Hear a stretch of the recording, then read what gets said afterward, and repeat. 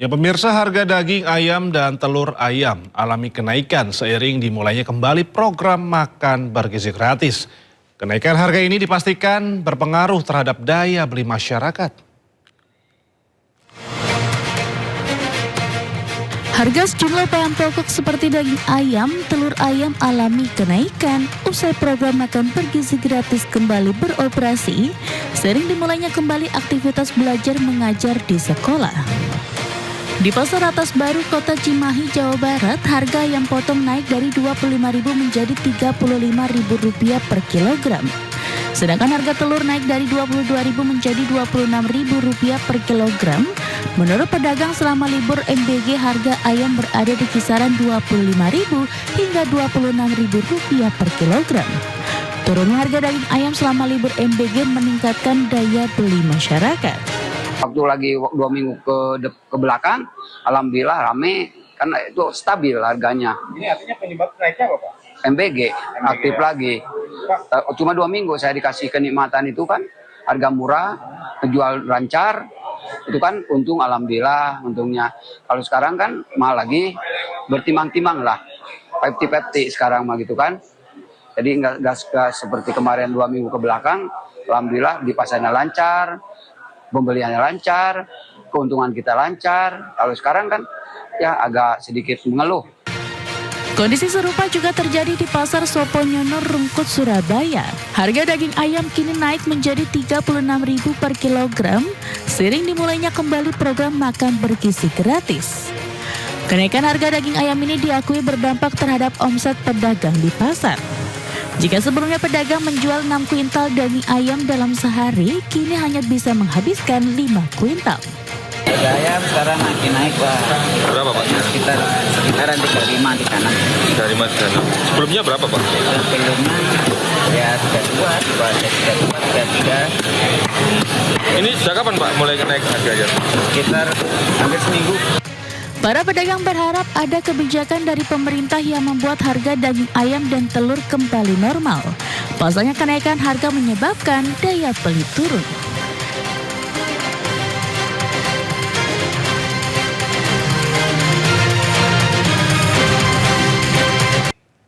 Dinilai cacat prosedur dan langgar hukum, pengalihan berkas perkara mantan Jampitsus Febri Ardiansah dari kepolisian ke Kejagung digugat ke pengadilan.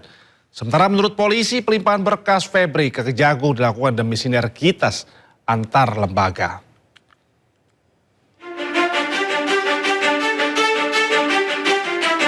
Selain timbulkan kemarahan publik, kasus mega korupsi yang menyeret nama ex-Jampitsus Febri Ardiansah juga timbulkan kontroversi.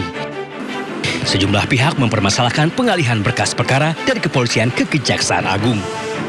Lembaga Pengawasan, Pengawalan, dan Penegakan Hukum Indonesia atau LP3HI bahkan sudah melayangkan gugatan pra-peradilan ke PN Jakarta Selatan.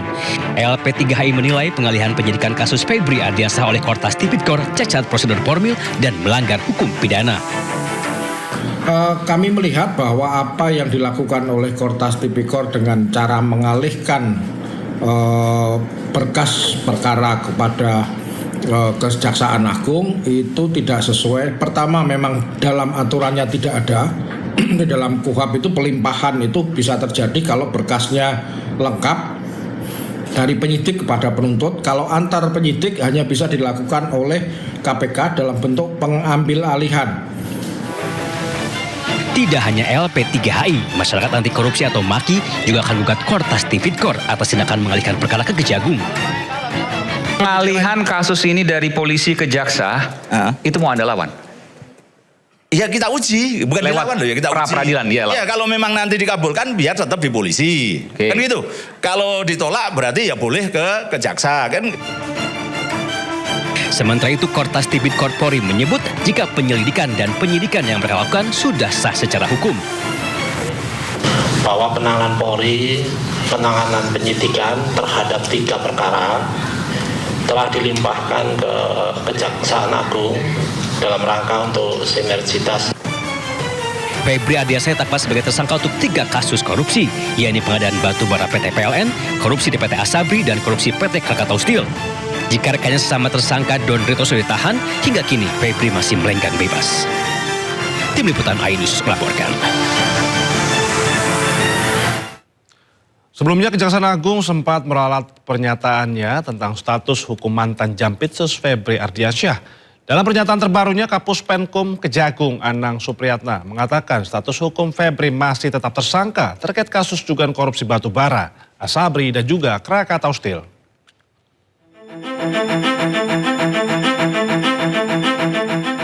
Kejaksaan Agung menerbitkan 3 surat perintah penyidikan atau sprindik setelah penyerahan perkara dari Kortas Tipikor Polri terkait kasus dugaan korupsi batubara, Asabri, dan Krakatau Steel yang melibatkan ex-Jampitsus Febri Ardiansyah. Kapus Penkum Kejagung Anang Supriyatna menjelaskan sprindik tersebut menegaskan status Febri tetap tersangka. Hal itu didasari penetapan tersangka yang dilakukan sebelumnya oleh penyidik Kortas Tipikor Polri. Saat ini, Kejaksaan Agung telah menerbitkan sprindik sebanyak 3 sprindik. Ada 3, yaitu terkait sprindik nomor 43, dugaan tindak pidana korupsi dan TPPU untuk PT Krakatau. Yang kedua, sprindik nomor 44, dugaan tindak pidana korupsi untuk perkara PLTU PLN yang bailout. Ketiga, sprindik 45 terkait dengan Asabri, sebagaimana laporan desa yang kita terima dari penyidik Polri. Jadi sudah dibentuk, dan semenjak diterbitkan sprindik, maka segala kegiatan dan tindakan-tindakan yang bersifat pro justisia sudah beralih kepada penyidik kejaksaan. Dalam proses penyidikan ini, Anang memastikan kolaborasi antar lembaga termasuk supervisi dari KPK dan pengawalan dari legislatif. Kejagung juga telah membentuk tim khusus beranggotakan 9 orang menangani perkara tersebut. Sebagian besar dari 9 orang tersebut pernah bertugas di KPK. Tim Liputan Anyus melaporkan. Kita informasi lainnya pemirsa, mantan Bupati Kuansing Suhardiman Ambi membantah tudingan dirinya meninggalkan amplop untuk Menteri Kehutanan Raja Juli Antoni. Bantahan disampaikan usai menjalani pemeriksaan lanjutan di Gedung Merah Putih KPK.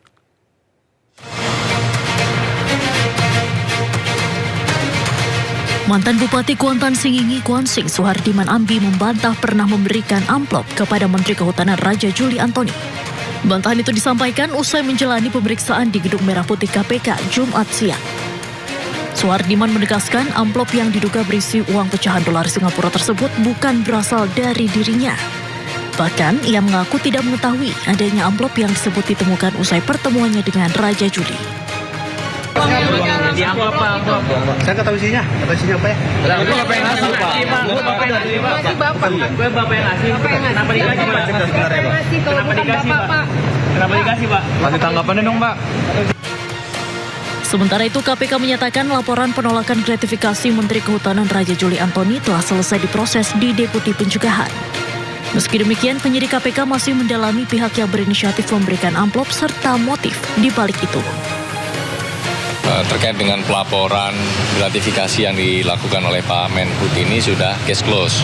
Sedangkan di penindakan ini masih akan terus didalami keterkaitannya, karena dalam konstruksi perkaranya, Pak Bupati setelah mengumpulkan uang dari para pihak tersebut, kemudian uang ini diberikan kepada Pak Menteri.